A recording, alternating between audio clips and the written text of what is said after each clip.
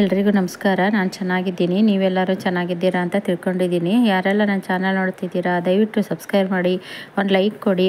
Video ನೋಡ್ತೀರಾ, ಯಾರೂ like ಮಾಡ್ತಾ ಇಲ್ಲ, ದಯವಿಟ್ಟು ಲೈಕ್ ಮಾಡಿ.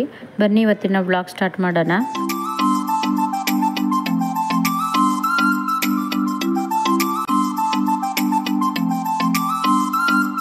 ಈ ಕರಿಬೇವಿನ ಗಿಡನ ಹೆಂಗೆ ಬೆಳೆಸೋದು ನಮ್ಮ ಗಾರ್ಡನ್ನಲ್ಲಿ, ಮತ್ತು ಅದಕ್ಕೆ ಯಾವ ರೀತಿ ಗೊಬ್ಬರ ಕೊಡೋದು ಅನ್ನೋದ್ರ ಬಗ್ಗೆ ನಾನು ತಿಳಿಸ್ತಾ ಇದ್ದೀನಿ.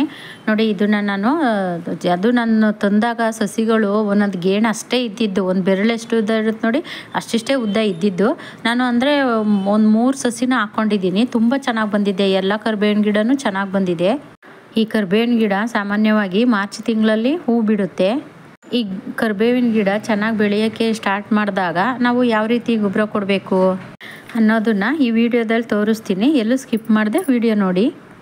ಈ ಕರಿಬೇವಿನ ಗಿಡನ ನಾವು ಬೀಜದಿಂದನೂ ಸಹ ಬೆಳೆಸ್ಬೋದು, ಇಲ್ಲ ನರ್ಸರಿಯಿಂದ ನಾವು ಸಸಿಗಳನ್ನ ತಂದು ಸಹ ಹಾಕೋಬೋದು, ಅಥವಾ ಕಟ್ಟಿಂಗಿಂದನೂ ಸಹ ಬೆಳೆಸ್ಬೋದು. ಈ ಕರಿಬೇವಿನ ಗಿಡನ ನಾವು ಅವಾಗವಾಗ ಪ್ರೂನಿಂಗ್ ಮಾಡ್ತಾ ಇರಬೇಕು. ಯಾವ ಟೈಮಲ್ಲಿ ನಾವು ಪ್ರೂನಿಂಗ್ ಮಾಡಬೇಕು ಅಂದರೆ ಫೆಬ್ರವರಿಯಿಂದ ಏಪ್ರಿಲ್ ಒಳಗಡೆ ನಾವು ಪ್ರೂನಿಂಗ್ ಮಾಡಬೇಕು. ಹಾಗೆ ಮಳೆಗಾಲದಲ್ಲೂ ಸಹ ನೀವು ಪ್ರೂನಿಂಗ್ ಮಾಡ್ಬೋದು. ಈ ಕರಿಬೇವಿನ ಗಿಡನ ಯಾಕೆ ಪ್ರೂನಿಂಗ್ ಮಾಡಬೇಕು ಅಂದರೆ, ಈ ಕರಿಬೇವಿನ ಗಿಡ ಹೆಚ್ಚಾಗಿ ಉದ್ದ ಬೆಳ್ಕೊಂಡೋಗುತ್ತೆ ನೋಡಿ. ಆ ಉದ್ದ ಹೆಚ್ಚಾಗಿ ಬೆಳೆಯೋದ್ರಿಂದ ಆ ಗೊಬ್ಬರ ಎಲ್ಲ ನಾವು ಹಾಕೋ ಗೊಬ್ಬರ ಎಲ್ಲ ಆ ಉದ್ದಾಗಿ ಬೆಳ್ಕೊಂಡೋಗೋ ಗಿಡಕ್ಕೆ ತಾಕುತ್ತೆ. ಹಂಗಾಗಿ ನಾವು ಪ್ರೂನಿಂಗ್ ಮಾಡಬೇಕು. ಈ ಕರಿಬೇವಿನ ಗಿಡ ಮಾರ್ಚ್ ತಿಂಗಳಲ್ಲಿ ಹೆಚ್ಚಾಗಿ ಹೂ ಬಿಡೋದಕ್ಕೆ ಸ್ಟಾರ್ಟ್ ಆಗುತ್ತೆ. ಇಂಥ ಟೈಮಲ್ಲಿ ಈ ಗಿಡಕ್ಕೆ ಯಾವ ರೀತಿ ಗೊಬ್ಬರ ಕೊಡಬೇಕು ಅಂದರೆ, ನೋಡಿ, ನಾನು ಮಜ್ಜಿಗೆ ತಗೊಂಡಿದ್ದೀನಿ. ಅಂದರೆ ಚೆನ್ನಾಗಿ ಹುಳಿ ಬಂದಿರೋ ಅಂತಹ ಮಜ್ಜಿಗೆ ತಗೋಬೇಕು. ನಿಮ್ಮ ಹತ್ರ ಮಜ್ಜಿಗೆ ಇಲ್ಲ ಅಂದರೆ ಸ್ವಲ್ಪ ಹೆಚ್ಚಾಗಿ ಅಕ್ಕಿ ತೊಳೆದಿರೋ ನೀರು ಇರುತ್ತೆ ನೋಡಿ, ಅದನ್ನಾದರೂ ಕೊಡ್ಬೋದು. ಇಲ್ಲಾಂದರೆ ಮಜ್ಜಿಗೆ ಕೊಟ್ರೇ ಉತ್ತಮ ಅಂತ ನನ್ನ ಅನಿಸಿಕೆ. ನೋಡಿ, ನಾನು ಮಜ್ಜಿಗೆ ತಗೊಂಡಿದ್ದೀನಿ. ಆ ಮಜ್ಜಿಗೆಗೆ ನಾನು 2 ಸ್ಪೂನಷ್ಟು ನಾನು ಹಸುವಿಂದು ಗಂಜಲ ತಗೊಂಡಿದ್ದೀನಿ. ಇದನ್ನು ಗೋಮೂತ್ರ ಅಂತಲೂ ಅಂತಾರೆ, ನಾವು ಗಂಜಲ ಅಂತೀವಿ. ಹಂಗಾಗಿ ನಾನು ಅದರೊಳಗೆ 2 ಸ್ಪೂನಷ್ಟು ಹಾಕಿ ನಾನು ಮಿಕ್ಸ್ ಮಾಡ್ಕೊಂಡಿದ್ದೀನಿ. ಮಿಕ್ಸ್ ಮಾಡಿಬಿಟ್ಟು ನಾನು ಒಂದು ಸ್ಪ್ರೇ ಬಾಟ್ಲಿಗೂ ಸಹ ಹಾಕ್ಕೊತಾ ಇದ್ದೀನಿ. ಇದನ್ನು ನೀವು ಸ್ಪ್ರೇನೂ ಮಾಡ್ಬೋದು, ಮತ್ತು ಅದು ಪಾಟಲ್ಲಿ ಮಣ್ಣಿಗೂ ಸಹ ಹಾಕ್ಬೋದು. ನಾನು ಹಂಗಾಗಿ 2 ರೀತಿಯೂ ಸಹ ತೋರಿಸ್ತಾ ಇದ್ದೀನಿ. ನೋಡಿ, ನಾನು ಒಂದು ಸ್ಪ್ರೇ ಬಾಟ್ಲಿಗೆ ನಾನು ಅದನ್ನು ಸೋಸ್ಕೊತಿದ್ದೀನಿ.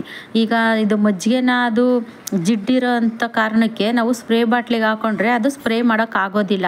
ಹಂಗಾಗಿ ನಾನು ಅದು ಕೈನಲ್ಲಿ ಯಾವ ಥರ ಅದಕ್ಕೆ ಚಿಮ್ಕಿಸ್ಬೇಕು ಅಂತಲೂ ಸಹ ತೋರಿಸ್ತೀನಿ ವಿಡಿಯೋದಲ್ಲಿ. ಈ ಕರಿಬೇವಿನ ಗಿಡಕ್ಕೆ ಈ ಮಜ್ಜಿಗೆ ಒಳ್ಳೆ ಫರ್ಟಿಲೈಸರ್ ಆಗಿ ಕೀಟನಾಶಕವಾಗಿಯೂ ಸಹ ಕೆಲಸ ಮಾಡುತ್ತೆ.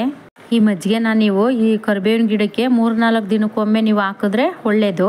ಈ ಲಿಕ್ವಿಡಲ್ಲಿ ತುಂಬ ನೈಟ್ರೋಜನ್ ಅಂಶ ಜಾಸ್ತಿ ಇರೋದ್ರಿಂದ ಎಲೆಗಳು ಯಾವಾಗಲೂ ಹಚ್ಚ ಹಸಿರಾಗಿ ತುಂಬ ಚೆನ್ನಾಗಿ ಬೆಳೆಯುತ್ತೆ. ನೋಡಿ, ಈ ಮಜ್ಜಿಗೆನ ನಾನು ಮಜ್ಜಿಗೆ ಮತ್ತು ಗೋಮೂತ್ರ ಎಲ್ಲನೂ ಮಿಕ್ಸ್ ಮಾಡಿ ಇಟ್ಕೊಂಡಿದ್ನಲ್ಲ, ಅದನ್ನು ನಾನು ಆ ಬುಡಕ್ಕೆ ಹಾಕ್ತಾ ಇದ್ದೀನಿ. ಮಣ್ಣಿಗೆ ಮಜ್ಜಿಗೆ ಹಾಕೋದ್ರಿಂದ ಮಣ್ಣಿನ ಫಲವತ್ತತೆಯೂ ಹೆಚ್ಚಾಗುತ್ತೆ, ಮತ್ತು ಚೆನ್ನಾಗಿ ಗಿಡನೂ ಸಹ ಬೆಳೆಯುತ್ತೆ. ನೋಡಿ, ಅಲ್ಲಿ ಸ್ಪ್ರೇ ಮಾಡೋಕ್ಕಾಗೋದಿಲ್ಲ ಅಂತ ಅಂದ್ಬಿಟ್ಟು ನಾನು ಕೈನಲ್ಲೇ ಮಜ್ಜಿಗೆನ ಚುಮ್ಕಿಸ್ತಾ ಇದ್ದೀನಿ.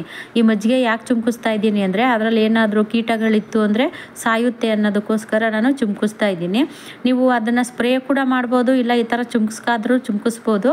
ಆ ಎಲೆ ಎಲ್ಲನೂ ನೋಡಬೇಕು, ಹಿಂದ್ಗಡೆ ಏನಾದರೂ ಹುಳಗಳಿದೆಯಾ ಅಂತ ಕರಿಬೇವಿನ ಎಲೆ ಎಲ್ಲನೂ ಹಿಡಿದು ನೋಡಬೇಕು. ನನ್ನ ಹತ್ರ 3 ಗಿಡಗಳಿದೆ. 3 ಗಿಡಗಳಿಗೂ ನಾನು ಇದೇ ರೀತಿನೇ ಮಾಡ್ತಿದ್ದೀನಿ. ಈ ಕರಿಬೇವಿನ ಗಿಡಕ್ಕೆ ಹೆಚ್ಚಾಗಿ ಬರೋಂತಹ ರೋಗ ಯಾವುದಪ್ಪ ಅಂದರೆ ಕಪ್ಪು ಚುಕ್ಕೆ ರೋಗ. ಇದು ಫಂಗಸ್ಸಿಂದ ಬರುತ್ತೆ.